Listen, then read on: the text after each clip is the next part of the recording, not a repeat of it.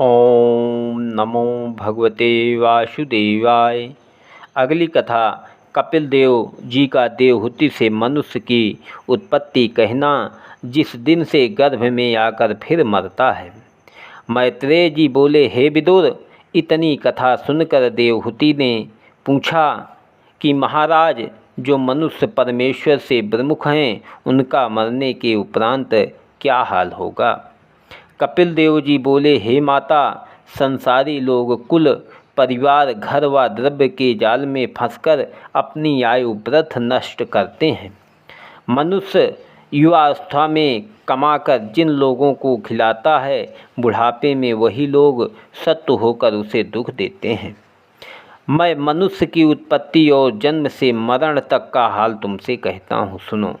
जिस रोज़ स्त्री को परमेश्वर की कृपा से गर्भ रहना होता है, उस दिन भोग करने के समय पुरुष का व्रीहि स्त्री के रज में मिलकर खौलता है। 5वें दिन उसमें से बुल्ले के समान उठता और 10वें दिन बेर के समान गांठ बंध जाती है। 15वें दिन वह गांठ मांस का पिंड होकर कुछ लंबा गोला हो जाता है। 1 महीने में हाथ पैर व सिर का चिन्ह बनता है।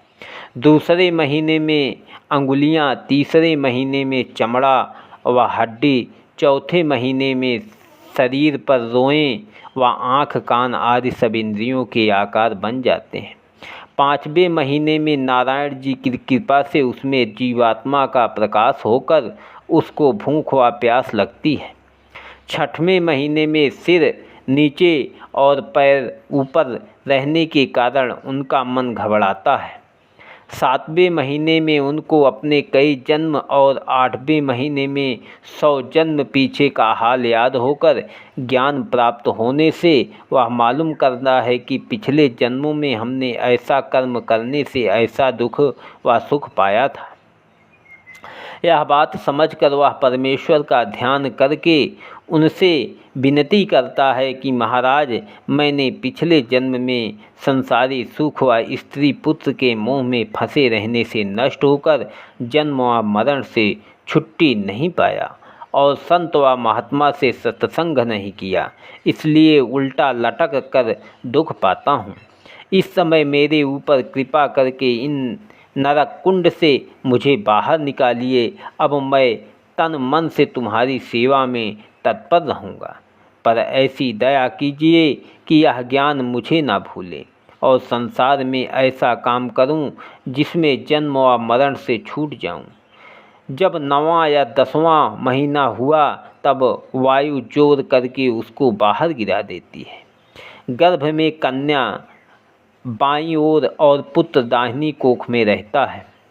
जब पृथ्वी पर बाहर गिरकर रोता है, तब परमेश्वर की माया से पहले जन्मों का ज्ञान उसे भूल जाता है।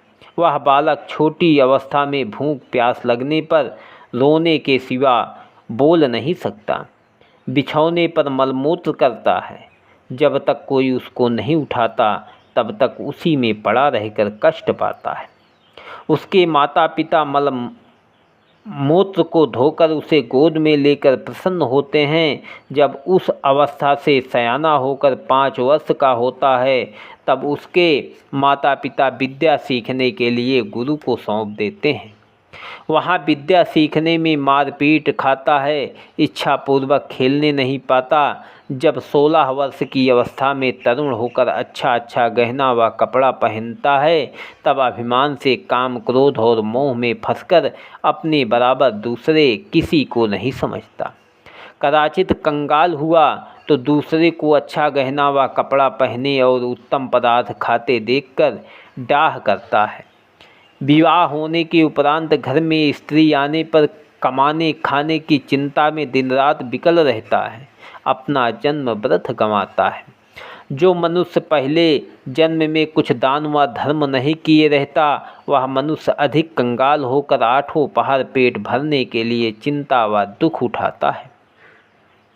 जब लड़के वाले उत्पन्न होते हैं, तब उनकी प्रीति में फंसकर अनेक तरह से झूठ सत्य बोलकर कमाई करके उनका पालन करता है। जब तक सामर्थ्य रहती है तब तक स्त्री और लड़कों को अपना समझकर उनका पालन करने के लिए सब तरह के दुख उठाता है। अपने परिवार में किसी मनुष्य के मरने से इतना रोता है जिसका वर्णन नहीं हो सकता। अपनी स्त्री के बस में रहकर माता पिता को कठोर वचन कहकर दुख देता है, परलोक का डर नहीं रखता। मनुष्य स्त्री के मुँह में फंसकर जैसा नष्ट होता है वैसा और कोई काम उसका परलोक बिगाड़ने के लिए नहीं है। आहि विष तो काटे चढ़े, यह चितवन चढ़ जाए, ज्ञान ध्यान अरु धर्म को जरा मूल से खाए। नारी पराई स्वप्न में भोगत अति सुख पाए, धर्म रुकाम गंवाई के आप रहे खिसियाए। इसलिए जो मनुष्य अपना भला चाहे वह स्त्री के स्नेह में न फंसे। सो हे माता, तुम भी स्त्री हो, मेरे कहने से बुरा मत मानना। धर्मशास्त्र के अनुसार यह ज्ञान तुमसे कहता हूँ। जब तरुणाई बीतकर बुढ़ाई आती है तब आँखों से कर्म दिखाई देता है, कानों से सुनाई देता है। कमाई करने की सामर्थ्य नहीं रहती, तब घर में पड़ा हुआ लंबी श्वास लेकर पछताता और कहता है कि अब मैं अपने लड़कों का किस तरह पालन करूँगा। जो कंगाल हुआ वह उस समय खाने व पहनने का बहुत दुख पाता है। जिसके बेटे कमाई करने वाले हुए वह अपनी स्त्री समेत उन बूढ़े को शत्रु के समान समझते हैं। उस अवस्था में जब वह बूढ़ा अपने काम के लिए किसी से कुछ कहता है तब उसे घुड़क कर दुर्वचन कहते हैं। उस समय वह मन में बड़ा खेद करके कहता है कि अब मैं बूढ़ा हुआ, कमाने योग्य नहीं रहा। इसलिए ये लोग जिनका जन्म भर मैंने पालन किया, खाने पीने की सुध भी समय पर नहीं लेते। जिस तरह बैल जब बूढ़ा हो जाता है बोझ उठाने की सामर्थ्य नहीं रहता, तब बनिए लोग उसकी नाक काट कर वन में छोड़ दे आते हैं। सींग झड़े अरु खूर घिसे, पीठ न बोझा ले, ऐसे बूढ़े बैल को कौन बांध भूस दे।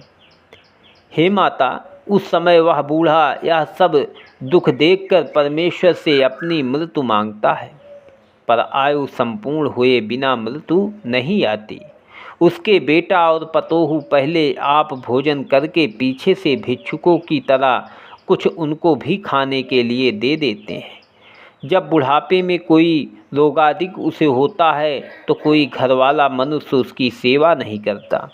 2 घड़ी उसके पास बैठने का भी साथी नहीं होता, वह बेचारा अकेला पड़ा रहता है। जब किसी से भोजन व पानी मांगता है तो वह जानबूझकर चुप हो जाता है, उसकी बात का उत्तर नहीं देता, उसे दुर्वचन कहता है। ये सब कष्ट उठाकर जब उसके मरने का काल निकट पहुंचता है तब कफ पित्त वात से उसका गला बंद हो जाता है, शुद्ध श्वसा भी नहीं निकलती। उस समय पाप करने वालों से यमदूत कहते हैं कि जिसके लिए तूने यह पाप बटोरा था उसको अब अपनी रक्षा के लिए बुलाओ। जब वह बोल बंद हो जाने से उनको उत्तर नहीं दे सकता और ना किसी को बुला सकता है, तब अपनी करनी याद करके आँखों से सबको देखकर रो देता है।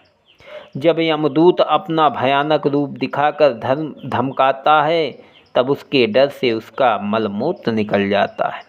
उसके सिवा दूसरे को भी वह दूत दिखलाई नहीं देते। उस समय परिवार वालों जग को दिखाने के लिए झूठी प्रीत प्रकट करके रोते हैं, इसलिए उनका मन और अधिक घबराता है। उस रोने पीटने के शब्द में यमदूत उसे और बहुत दुख देते हैं। उस समय परमेश्वर का नाम व कथा व कीर्तन उसको सुनाना और गंगा जल तुलसी शालिग्राम जी का चरणामृत उसके मुख में डालना और साधु वैष्णव के चरणों की धूलि उसके शरीर पर लगाना उचित है। सो किसी ने ऐसी बन पड़ता केवल दिखलावे के लिए रोना जानते हैं। ओम नमो भगवते वासुदेवाय नमः। ओम राधे राधे।